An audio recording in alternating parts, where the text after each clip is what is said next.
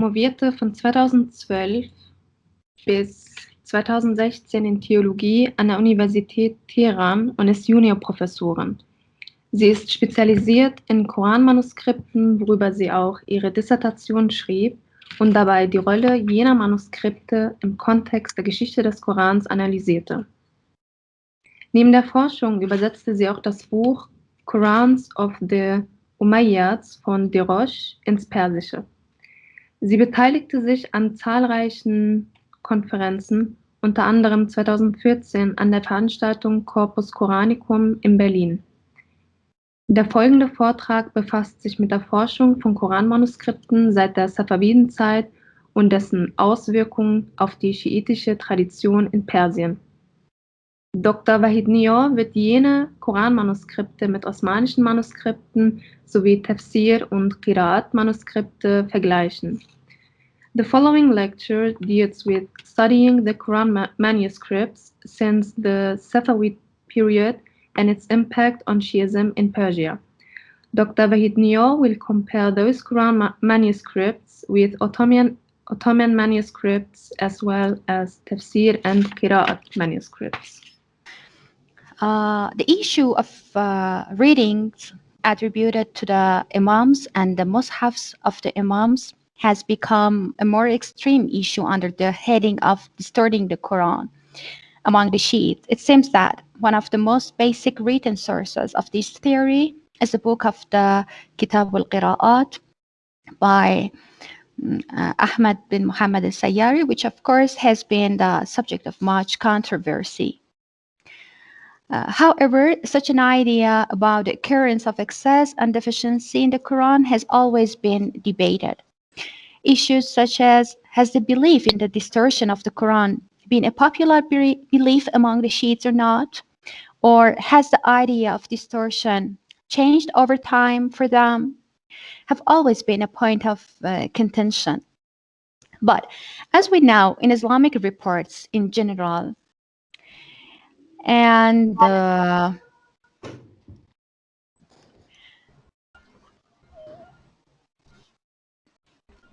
in Islamic reports in general, and not just reports related to the Shiites, many companions are introduced to have a personal mushaf.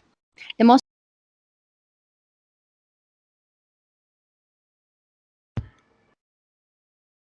خانم دکتر ببخشید دوباره چون شما آیدیتون اسم روش ننوشته کنار بلندگویی روشن خاموش شد دوباره. خیلی معذرت میخوام ازتون، اگه ممکن دوباره بلندگوتون روشن کنید. ببخشید. Okay. Is it okay? Yeah, it's okay. Or is it off again? No, you can continue. Can you hear you? Okay. Let me know if it's not work. And Ali ibn Abi Talib, ibn Mas'ud.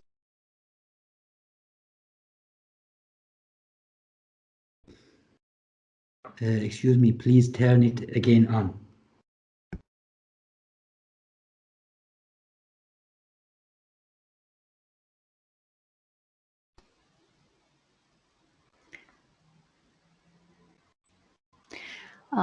Let me fix it. We can hear you. Please continue. Excuse me. Okay. In the books related to the issue of the mushafs of the companions or Sahaba, which often entitled Ikhtilaf al-Masahif, reports have been recorded about the differences between the mushafs of the companions and the mushaf of Uthman, which has eventually accepted as the official mushaf.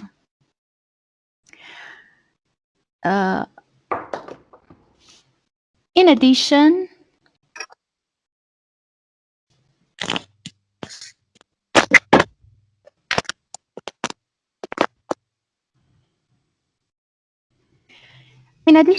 readings have been attributed to the owners of these mushafs. That is, there is a mushaf attributed to them, and also there is some particular readings has been attributed to them. Among the list of people who have been introduced as those who have had their own mushaf, Ibn Mas'ud mushaf is the most important one, and many differences have been reported between his mushaf and the Uthmanic mushaf. On the other hand, he has been attributed with different readings, which are often shadh or anomalous or irregular readings. Also, there have been, can you hear me? Yeah, we can hear you. Yeah. Also, there have been many narrations about the existence of verses and even additional surahs in Sunni reports from the very beginning, such as the existence of 2 additional surahs in the Mus'haf of Ubay ibn Ka'b, all of which fall in the same category of reports of differences between the Mus'hafs and readings. In the Sunni books related to different readings of the Quran, as the readings of the companions and the Sahaba and the Tabi'un or successors are recorded. Readings attributed to Shiite Imams have also been recorded. In fact, in these books, Shiite Imams are listed in the same category as different readers. These readings have been quoted from only 6 Imams, that is, from Imam Ali to Imam As-Sadiq. Most readings are attributed to Imam Ali with more than 200 cases, followed by Imam Ja'far As-Sadiq with more than 40 cases. Of course, not all of these readings are necessarily contrary to the Uthmanic Mus'haf or contain an addition to the official text. But among the Sunnis, the only place where a different word can be said in the reading of the Quran is mostly attributed to Abdullah ibn Mas'ud and after him Ubay ibn Ka'b. But in Shiites, such a thing is attributed to the Ahl al-Bayt or to the Imams. In both cases, reading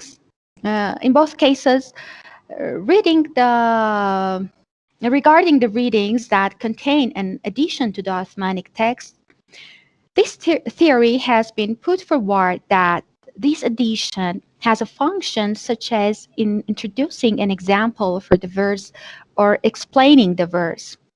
But there's a major difference between the readings attributed to people like Ibn Mas'ud on the one hand and the readings attributed to the Shiite Imams on the other hand. And that is the difference that some readings attributed to the Imams make in disputes between Shiites and Sunnis over the legitimacy of the Ahl al-Bayt and their succession after the Prophet.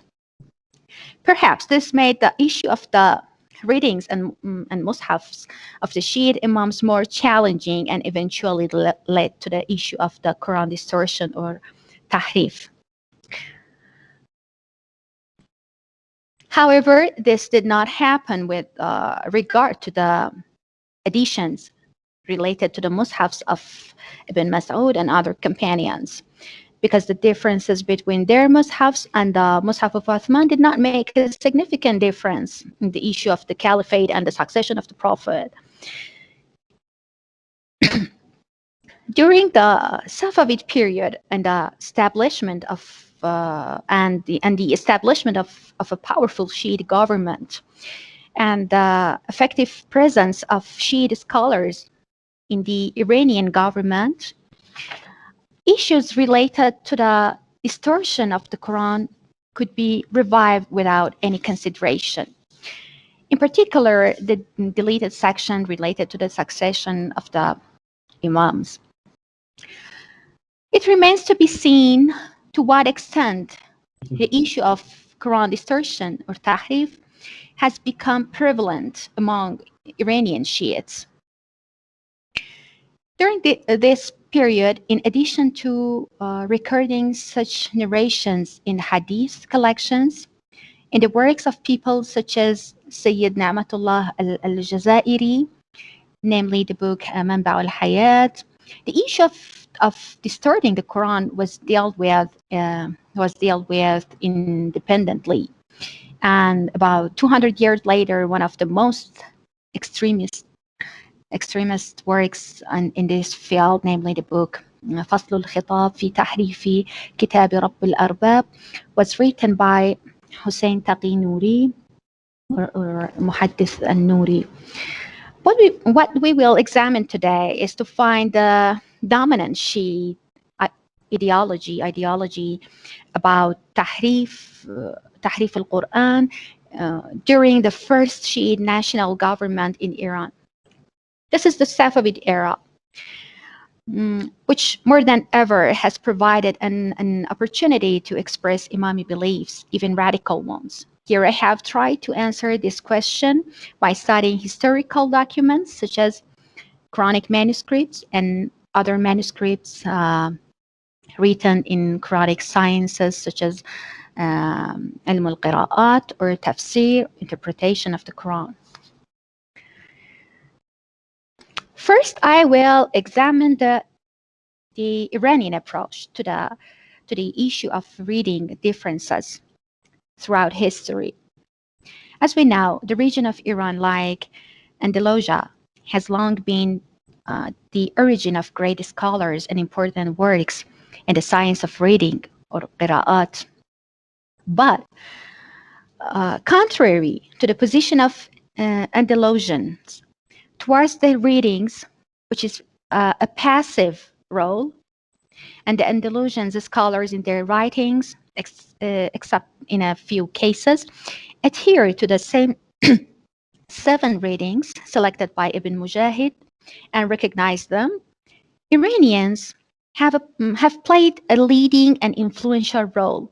According to historical sources, reading circles have been active in different regions of Iran, including Khorasan, Isfahan, Rey, Qazvin, Hamadan, and Shiraz. One of the most famous ancient reading circles in Iran is Khorasan reading circle.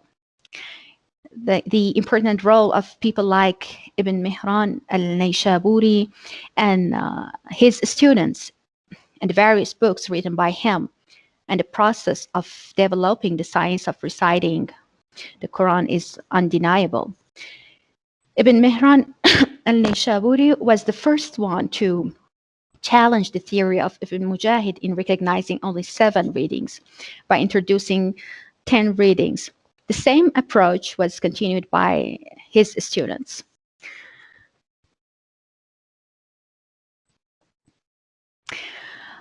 One of the salient features of the Iranian approach to the Quran reading in this period was the issue of ikhtiyar. It means the creation of readings based on selection from other readings of readers according to specific criteria by people with extensive knowledge in reading science, ilm al-qira'at, such as Abu Hatim al-Sijistani and Abu Ubaid Qasim ibn Sallam.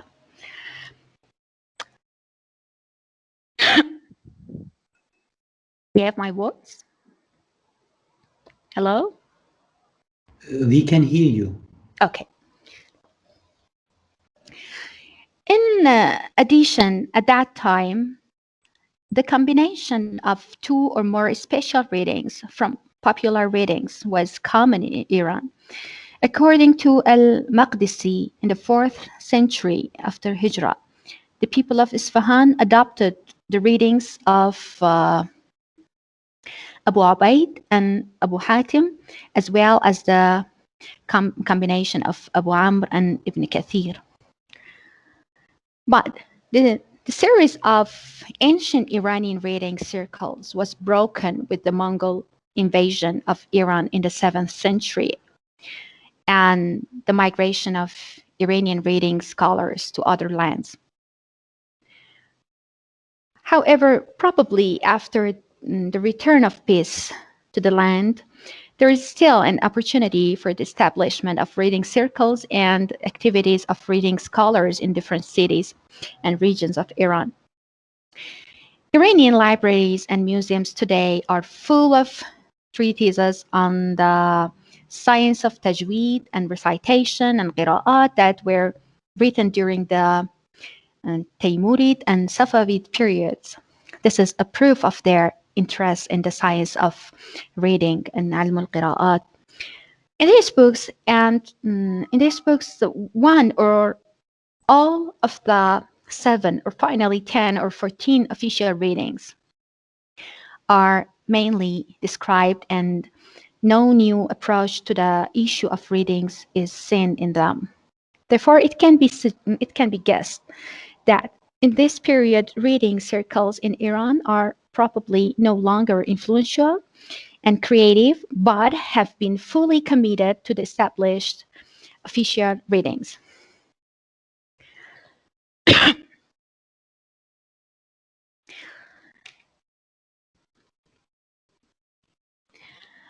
Our main issue here is to examine the Iranian approach to the issue of the readings of the Shiite imams and the issue of distortion in the period following the return of peace to the land approximately a century after the Mongol invasion, and particularly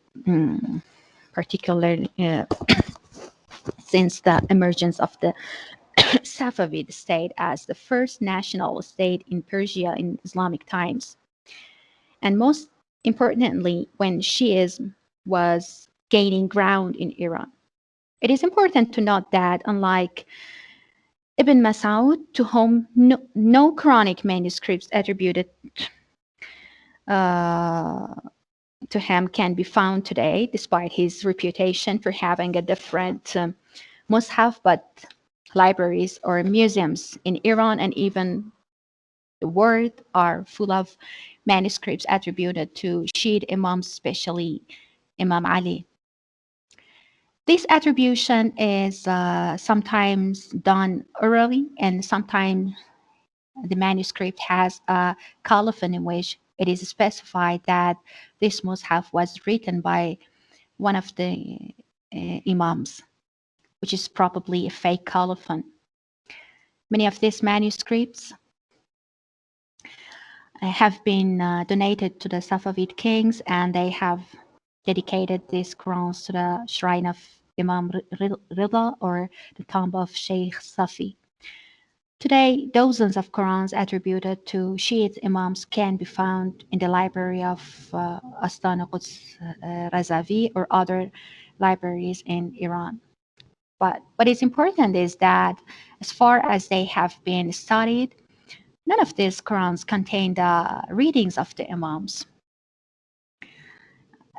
There is not even an attempt to include the readings attributed to the imams. Of course, these Qurans are all ancient.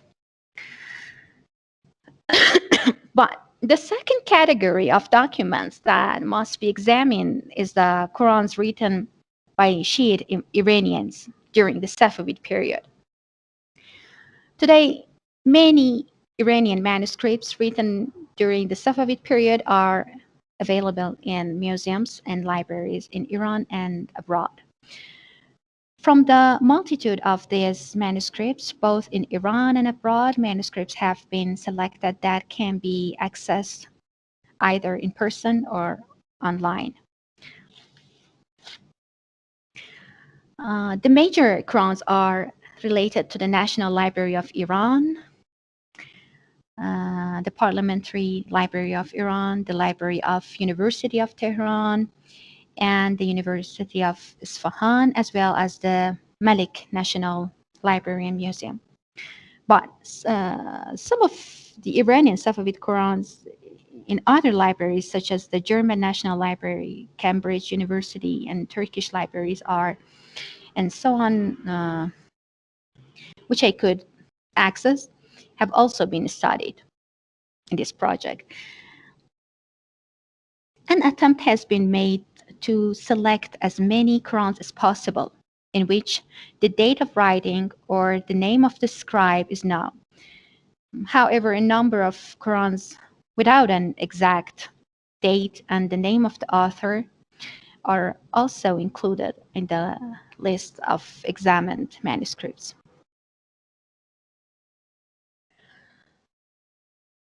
The selection of the manuscripts was made on the basis that the evidence in it is, firstly, indicates that it is Iranian. Evidence such as calligraphy, illuminations, Persian translation, the existence of explanations in Persian, colophon indicating the descent or residence of the author, and etc. And secondly, that is sheets, evidence such as the existence of hadiths from Shiite imams, salawat in the Shiite style, and the Shiite prayers, etc. Because we are looking to study the prevalence of the prevailing readings among Shiite Iranians, in selecting the manuscripts, we have tried to study the executed manuscripts and even the Qurans prepared for the kings in order to obtain more formal versions as much as possible.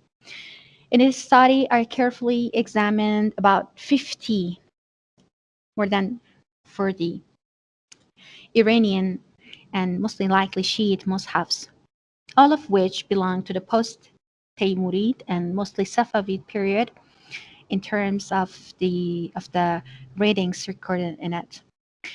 It should be noted that the recording of differences in readings in this manuscript is mostly done by using a different color in the text and also by giving the abbreviation of the name of the reader in the margin. In all the Qurans examined, we see only the official readings and most of all the Asm reading. In particular, the official Quran translated for Shah Sulaiman is also written based on the reading of Hafs and Shu'bah narrating from Asim. Of course, the prevalence of official readings in Iran, especially Asim reading, is confirmed by documents other than the Qurans. One of them is the treatise of famous Qari or of the 10th century, Imaduddin Sarabadi Mazandarani. He was contemporary of Shah Tahmasp, alive in 995 after Hijrah, and is the author of several works in Quranic sciences. Imaduddin has said the following about Asim in a treatise he has written on the reading of Asim, and a copy of which is kept in the Malik Museum. As you can see it here, this is the, I will read the English translation of it. This is the reading of Asim, the writing from Amir al-Mu'mineen, Asadullah al-Ghalib, Matlub kulli talib, Ali ibn Abi Talib. Another document is a book entitled Manhal al-Atshan by Hafiz al-Isfahani. In the introduction of the book, the author explains that after leaving Isfahan and traveling to Herat, he observes that some Qurans of this city have many mistakes in the vocalization or i'rab, verse numbering and divisions of verses. He reminds Abu Nas Shah Rukh Bahadur Sultan of this issue and asks that a Quran be given to him to correct such mistakes, so that the Quran, after being corrected, becomes the basis for the reproduction of other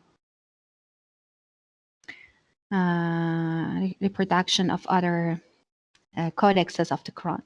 During his trip to Herat, Hafiz Isfahani states that he corrected the Quran based on Asim's recitation in both of his narrations.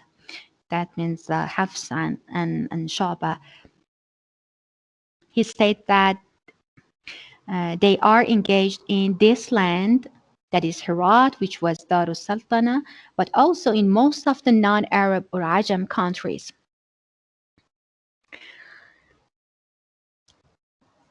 Okay. Since the cornerstone of the Safavid rule, as well as the Ottomans, is religion, the religious beliefs and religious tendencies of the rulers and artists are embedded in the works created during these two regimes.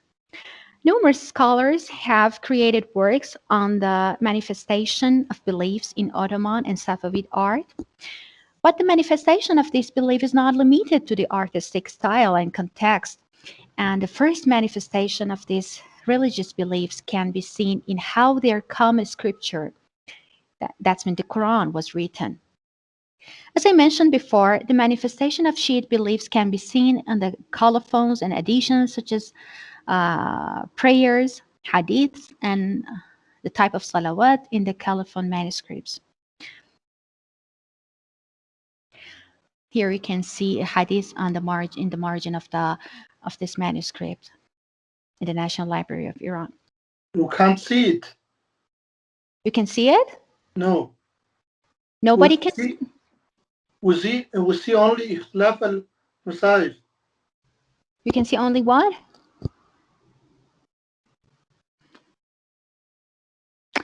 Let me check it. Now we can see it. You did not see any of them? Now we can see. Just this one? Yeah. The previous ones? Like this? No, it is, we see it. But we can see it. We can see now. Oh, unfortunately. It's okay. Go ahead. Okay.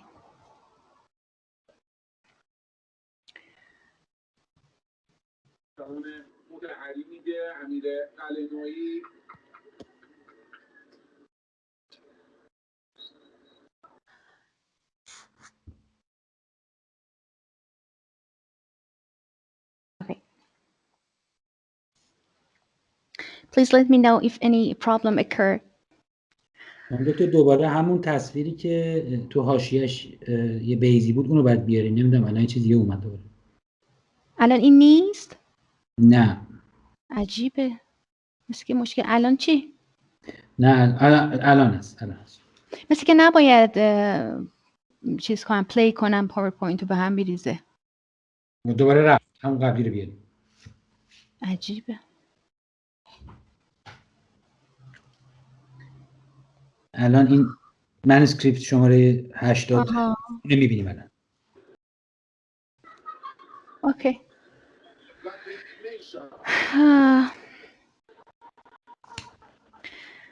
In addition, two of the disputed issues between Shiite and Sunnis can also be clearly seen in these Qurans. The first issue is whether Bismillah or Basmala is a part of every surah. Should we count it as a verse?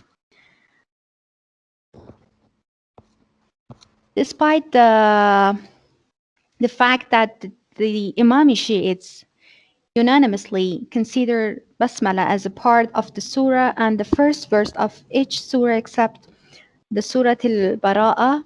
But among the Sunni scholars, there is disagreements on this issue, and this issue has been the subject of writing of many Muslim scholars. Everyone agrees that Bismillah ar-Rahman ar-Rahim is a verse from the Quran, but the difference is whether this verse is an independent verse at the beginning of each surah or not.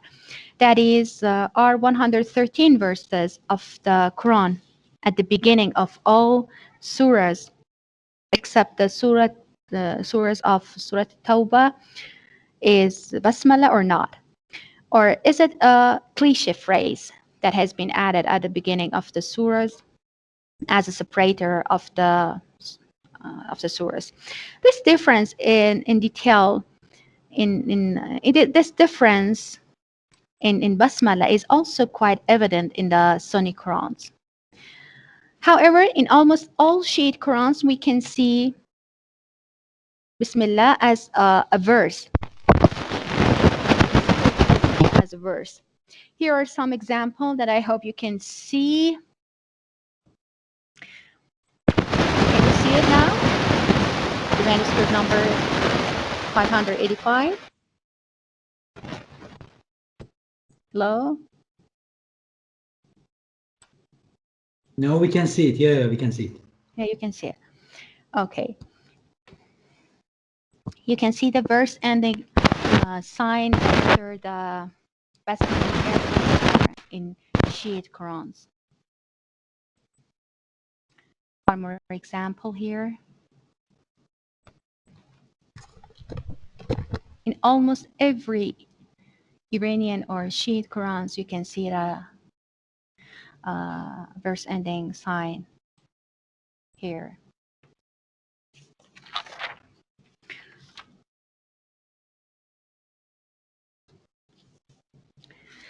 Okay, the second issue is the issue of saying Amin after Surah Al-Fatiha. All Imami jurists emphasize that the word Amin is not a part of the Quran, and the utterance of this word in the prayer after Surah Al-Fatiha causes the invalidity of the prayer. However, Sunni scholars consider saying the Amin after Surah Al-Fatiha in prayer to be the Sunnah of the Prophet. But there is a sharp difference in whether it is obligatory or recommended, as well as should it be said loudly or not.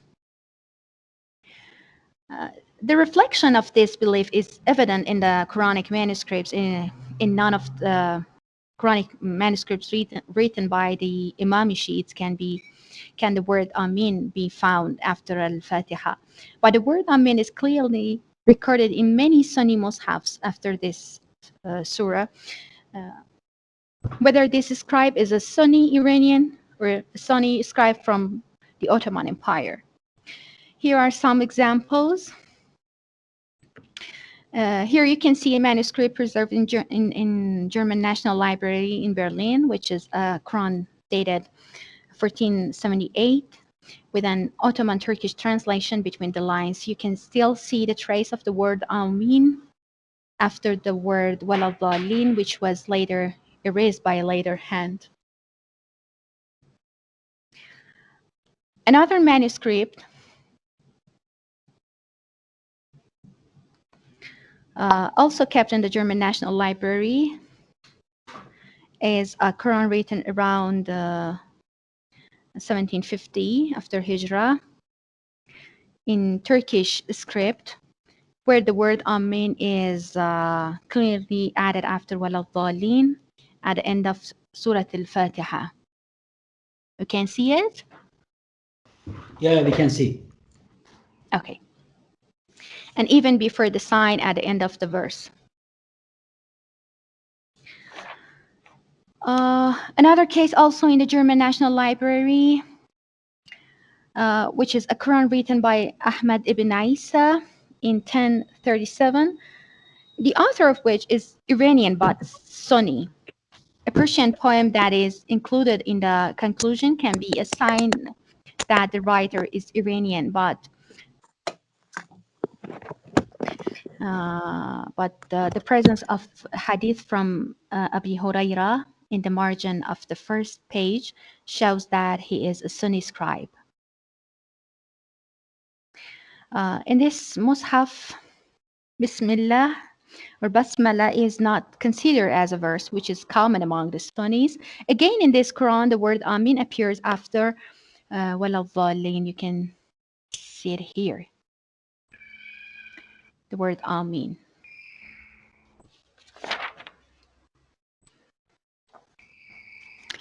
In many Ottoman versions or codexes, one can also see these two features, namely not counting Basmala as a verse and writing the word Amin after Surah Al-Fatiha, which shows the Sunni beliefs. Here are some more examples of it from Laleli Museum in Turkey.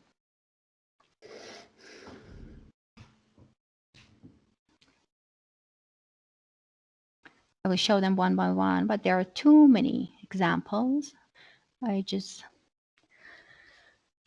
show 3 of them here.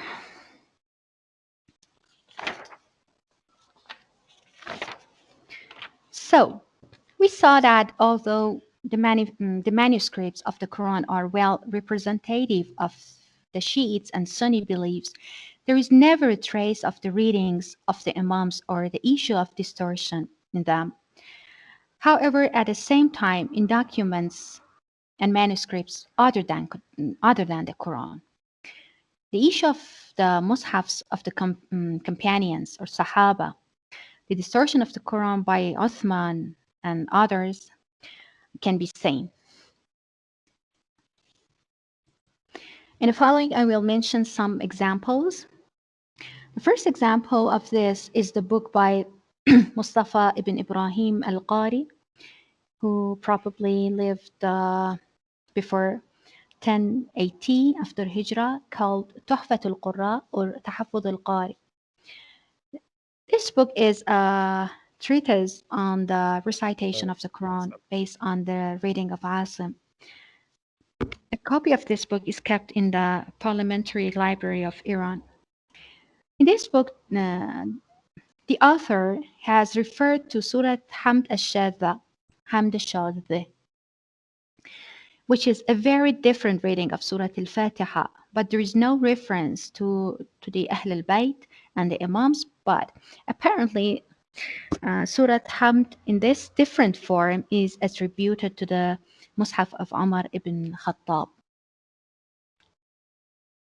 If you can read it here, you can see it. Bismillah ar-Rahman ar-Rahim. Nahmadullah Rabbal Alameen. Malak Yawmuddin. And so on. In the book Tazkiratul A'imma, written by Muhammad al-Baqir ibn Muhammad al-Taqi al-Lahiji, who is said to have been one of the students of Allam al-Majlisi, the 2 surahs that are in the Mus'haf of Abdullah ibn Mas'ud, and according to him, Uthman stole them from the Quran, are mentioned. One of the manuscripts of this book is preserved in the National Library of Iran. I think the date mentioned in the book is 1194. Here you can see pictures of these pages of this book that refer to these 2 additional surahs. Surah al-Nurayn wa Surah al-Walaya. خانم دکتر ببخشید شما حدود 4 دقیقه دیگه فرصت تموم میشه. Okay.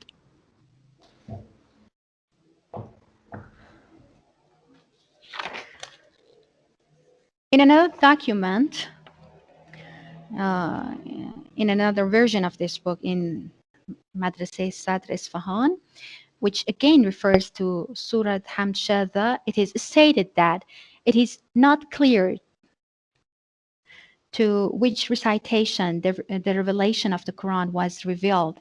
And for example, Surah Hamd was recited by Hassan al-Basri, Shanbuzi, and Mutawai in this way. Interestingly, they attribute all these extra surahs and non-Uthmanic readings to people other than the Shiite Imams, even though they are in accordance with Shiite beliefs, people like Ibn Mas'ud, Hassan Basri, and etc. Among the Shiite works, most of the narrations related to the distortion of the Quran or the special recitation of the Imams can be seen neither in the Quran manuscripts nor in the books of Qira'at, but in the books of tafsir. In almost all earlier Shiite tafsir, such as the tafsir books by Ali ibn Ibrahim Qummi and Al-Ayyashi, contain accounts related to different readings attributed to the Imams, and the author has considered it as clear evidence of the distortion of the Quran. But there are 2 other approaches to these accounts among Shiites commentators. One approach is to consider these narrations or accounts to be of the same kind as differences in readings or differences in masahif, ikhtilaf al-masahif, like the Mus'haf of Ibn Mas'ud. In many cases where a difference of recitation is narrated from the Imam, This difference of recitation is not only specific to the particular imam, but also other companions or reciters accompany him in such a special reading. And the name of imam is mentioned along with other reciters. Such an approach can be seen in the interpretations of people such as Tabarsi, Abu al-Futuh al-Razi, and Abu al-Muhsin Jurjani, who have considered such a narration as a difference of readings and have often included these cases in the section related to differences of readings. Another approach is to consider these accounts that indicate the existence of additions to the Uthmanic text as exegetical additions. There has been a similar approach to the different readings which, contrary to the Uthmanic Mus'haf attributed to Ibn Mas'ud, this approach has been taken by most Shi'i commentators who believe that there is no distortion in the Quran. So, whatever we come from the first centuries after the age of absence, or ghaiba, of Imam Mahdi, Shiite commentators are less likely to quote specific recitations of the Ahlul Bayt, and instead, the amount of recitations from famous readers or even shad readers becomes more and more. It seems over time, official readings or standard readings are becoming more and more common in the Islamic society as well as in Iran, and the basis of the work of jurists and commentators is the same readings and no more. The conclusion I want to draw is that despite the prevalence of hadith related to the different readings of the imams in some verses and the distortion of the Quran, and even the recording of additional surahs to the Mus'haf of Uthman in some books, and considering that the Quran manuscripts of that time tried to manifest Shiite religious beliefs. However, all these Quran manuscripts are written based on the official text of the Quran, and even in the margins, there is no mention of distortion or the existence of a more accurate text. All the documents we reviewed indicative of the fact that Persians adhere to official readings, although they often prefer the reading of Asim